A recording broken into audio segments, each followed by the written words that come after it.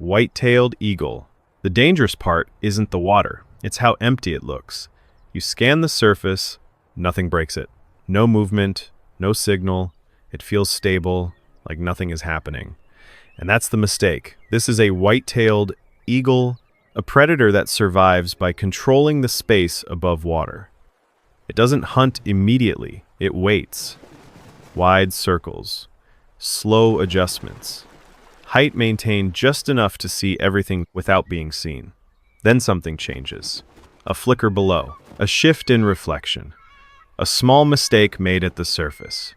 It tilts, wings lock, body angles downward. Not steep, not fast, just enough. It doesn't dive, it slides, closer, closer, until there's no distance left to correct. Talons extend before impact. Contact happens first, then force. It grips, and only then does the water react. Too late. It lifts, dragging resistance upward, into a space where resistance disappears. It's not a bird-catching fish. It's a predator exploiting a boundary. The surface isn't protection, it's exposure. This happens because fish can't remain below forever. They rise to feed, to orient, to survive. And every time they do, they enter a system they don't control. But here's the part most people miss. It doesn't rely only on its own hunt. It watches, tracks other birds, measures their attempts, waits for commitment. Then it moves in. Pressure builds. Distance collapses. The other bird hesitates, and that hesitation is enough. The catch changes ownership without a second hunt. Effort is optional. Position isn't. And this is where it shifts. The real advantage isn't strength. It's energy discipline. It doesn't win by overpowering everything. It wins by avoiding unnecessary cost. Fewer attempts, lower risk, higher certainty. In this system, efficiency replaces dominance. And that pattern isn't unique. Humans build the same structures. We don't always create value, we position around it, around movement, around mistakes, around moments where effort has already been spent. But that only works while patterns remain stable. Because once the surface changes, once signals disappear, control goes with them. And what's left is not a dominant predator, but one that was never built to survive without advantage. Bald eagle. The dangerous part isn't what you see. It's how quickly you stop questioning it. You recognize the outline instantly. White head, dark body, clean contrast. It feels familiar, defined, almost symbolic. And that's the mistake. This is a bald eagle, a predator that survives by locking onto movement near open water. It doesn't scan randomly. It filters. Still body. Minimal motion. Only the eyes move, tracking, isolating, selecting. Then it commits. Wings pull in. Angle sharpens. Speed builds without warning. It doesn't fall. It arrives. Exactly where the fish will be, not where it is. Talons strike first. Penetrate. Hold. The body doesn't stop, it converts forward motion into lift. Water breaks after the capture. No correction, no second attempt. It's not a display of power. It's timing executed without hesitation. This happens because fish don't move freely, they move within patterns shaped by light and current. And anything predictable can be intercepted. But here's the part most people ignore. It doesn't depend on hunting. It watches other birds succeed, then takes the result. It follows, closes space, forces instability. The other bird adjusts, and that adjustment is enough. The catch drops. Ownership changes instantly. No kill, no effort wasted. It's not a hunter or a thief. It's both, without preference. And this is where it shifts. The real advantage isn't precision. It's role independence. It doesn't commit to a single method, so it never becomes limited by one. If hunting costs too much, it takes. If taking fails, it hunts. Same outcome. Different paths. And that pattern isn't unique. Humans do the same thing. We build identities, creator, leader, expert. But outcomes don't depend on identity. They depend on access. Access to timing, access to opportunity, access to what others have already started. The eagle doesn't protect a role, so it adapts without friction. But there's a cost. A system built on flexibility depends on constant availability of options. And when those options shrink, when fewer fish rise, when fewer birds succeed, flexibility turns into competition, then into scarcity, and then into failure. Because when every path closes, being able to choose between them no longer matters. Steller sea eagle. The dangerous part isn't the cold. It's how predictable it makes everything. You look at frozen rivers, slow currents, heavy air, and assume nothing moves fast enough to matter. That's the mistake. This is Steller's sea eagle, a predator that survives by aligning itself with seasonal movement. It doesn't chase randomly. It positions. High perch. Clear line of sight, waiting for something that doesn't need to be searched for. The river changes. A shift in density. Dark shapes gathering beneath the surface. Salmon. It doesn't react immediately. It steps down, closer to the edge, watches the flow tighten. Then it moves. No dive. It drops from position, short distance, controlled. Talons forward. Contact immediate. Grip closes before the fish can turn. It lifts, heavy, deliberate, dragging the fish out of a system it depended on. No chase, no speed, just timing. It's not a fast hunter, it's a predator synchronized with a cycle. The fish aren't random, they return to spawn. Same routes, same timing, same vulnerability. And anything that repeats can be predicted. But here's the part most people miss. It doesn't control the system, it depends on it. If the salmon arrive, it feeds easily. If they don't, everything changes. No backup plan. No alternative pattern strong enough to replace it. And this is where it shifts. The real weakness isn't size, it's dependency. Strength doesn't matter if it's tied to a single event. Because when that event fails, strength has nothing to act on. And that pattern isn't limited to this bird. Humans build the same structures. We align ourselves with cycles, markets, systems, predictable flows. We call it stability. But it's not stability, it's synchronization. And synchronization works until the cycle breaks, until the timing shifts, until the expected return doesn't arrive. Then everything built around it loses function at the same time. The eagle doesn't starve immediately. It waits, moves, tries again. But the system it relied on is already gone. And when a predator is built around a pattern, losing the pattern is the same as losing the hunt. African fish eagle. The dangerous part isn't the sound. It's how quickly you accept it as background. You hear it echo across the water, sharp, repetitive, unmistakable. At first, it feels like noise. Then it becomes part of the environment. And that's the mistake. This is an African fish eagle, a predator that survives by controlling visibility and signal around water. It doesn't hide its presence. It announces it. Perched high, still body. Voice carries farther than movement ever could. The call repeats, not random, not wasted. It marks space. Then it watches. Eyes scan the surface. Not searching everywhere, only where movement breaks pattern. A fish turns. A ripple shifts. It drops. Wings fold halfway, not fully committed, not slow, just enough.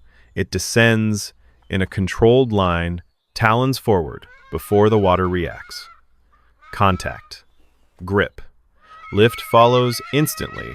No pause, no adjustment. The surface breaks after the decision is finished.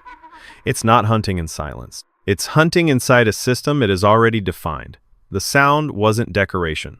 It was control. This happens because in open environments, distance matters more than speed.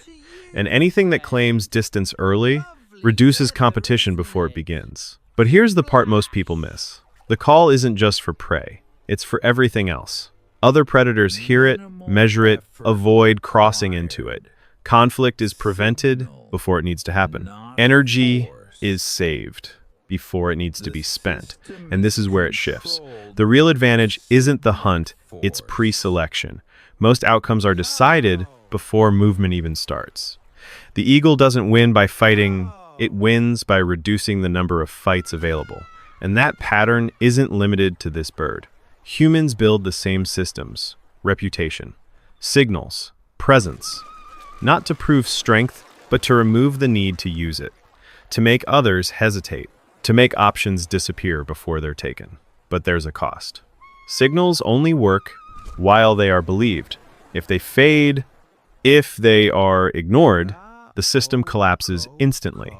Because underneath the sound, underneath the space it controls, it's still just another predator that has to compete like everything else. Pallas's fish eagle. The dangerous part isn't change. It's how slowly you notice it happening. At first, nothing feels different. The water is still there. The shoreline hasn't moved. Everything looks familiar enough to trust. And that's the mistake. This is Pallas's fish eagle, a predator that survives by adapting to unstable inland waters. It doesn't rely on one method. It moves along rivers, circles lakes, shifts position constantly, scanning, adjusting, waiting for anything that breaks pattern. A fish rises. It drops. Not deep, just enough. Talons extend. Contact. Lift. Then it resets. Later, a bird lands near the surface. It changes approach. Lower angle. Short pursuit. The bird hesitates. That hesitation is enough. It takes. No fixed strategy. No single pattern repeated. It's not a specialist. It's a generalist under pressure. This happens because its environment doesn't stabilize. Water levels shift. Prey availability changes. Competition moves. Nothing stays consistent long enough to depend on. So it adapts in real time. But here's the part most people miss. Adaptation has a limit. It works while changes are gradual, while patterns still exist, even if they shift. But when the environment starts disappearing, not changing, but shrinking, adaptation stops working. Lakes dry, rivers fragment, flight paths break, and options collapse faster than behavior can adjust. And this is where it shifts.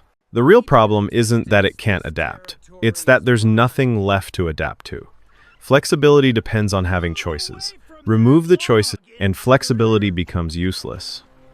And that pattern isn't limited to this bird. Humans build systems the same way. We pride ourselves on being adaptable, able to switch, adjust, pivot. But all of that assumes one thing, that there are still environments available to move into. When those disappear, when systems shrink faster than we can respond, adaptation doesn't fail slowly. It fails all at once, because the strategy wasn't wrong. The space for the strategy was removed. White-bellied sea eagle? The dangerous part isn't how it looks. It's how easily you trust what you see. Bright underside, clean contrast, wide, steady wings. It feels light, almost harmless at a distance. And that's the mistake. This is a white-bellied sea eagle, a predator that survives by moving seamlessly across open water systems. It doesn't rush, it glides, long arcs, minimal effort, holding altitude while scanning below. Nothing looks urgent until something breaks the surface. A fish turns, a turtle rises, a bird drifts too far from cover, it adjusts, angle shifts slightly, speed builds quietly, no sudden acceleration, no warning signal, then it drops. Wings fold just enough. Body aligns. Talons extend before the water reacts. Contact. Grip. Lift follows immediately, pulling the target out before resistance can organize.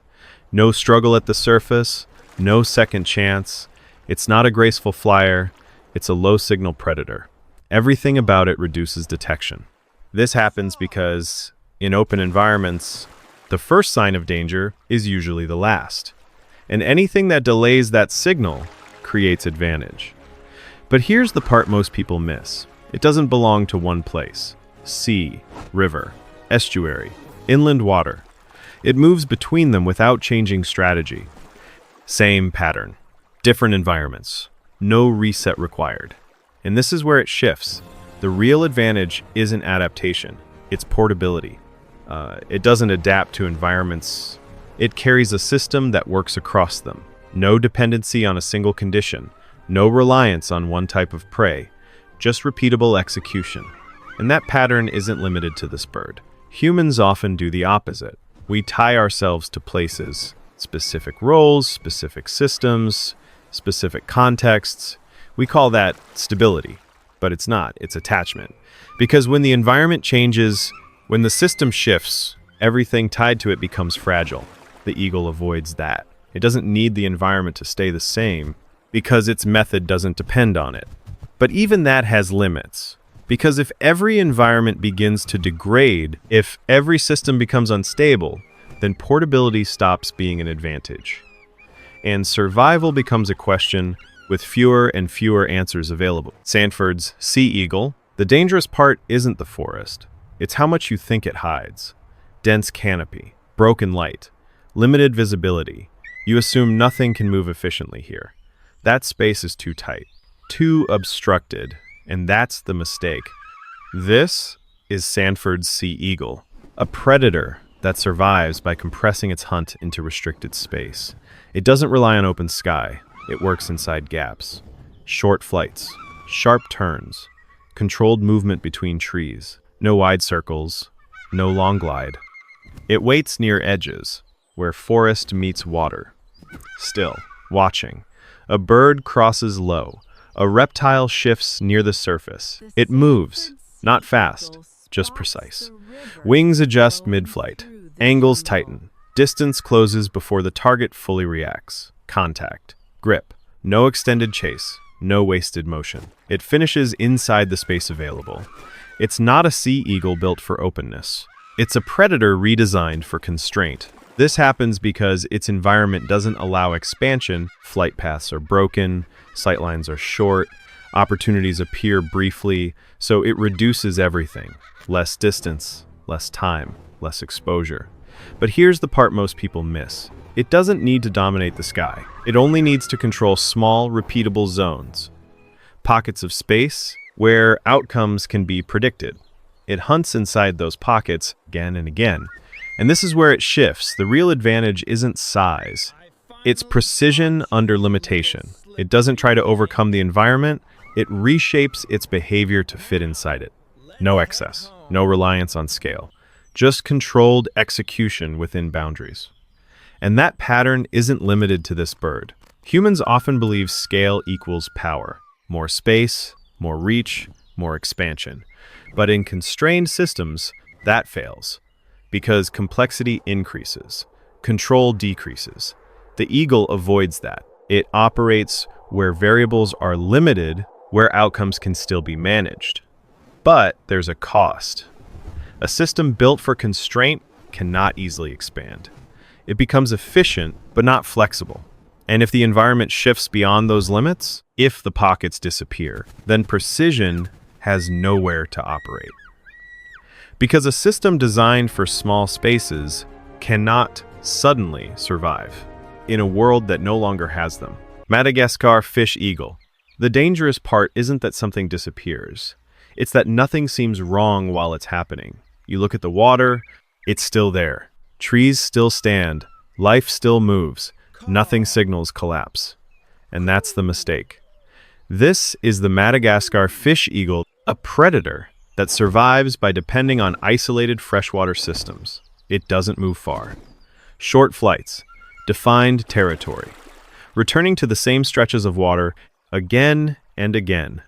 It waits, perched above the surface, watching for movement that repeats.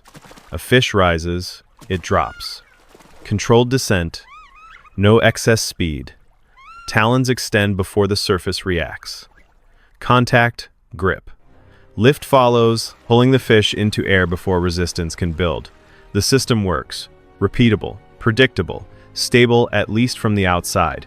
It's not a failing predator. It's a functioning one inside a shrinking system. This happens because its environment is fragmented, lakes separated, rivers broken, habitats isolated. Movement between them is limited, so it doesn't relocate. It commits. But here's the part most people miss. Nothing collapses suddenly. No single event. No clear breaking point. Just reduction. Fewer fish, less space, more pressure.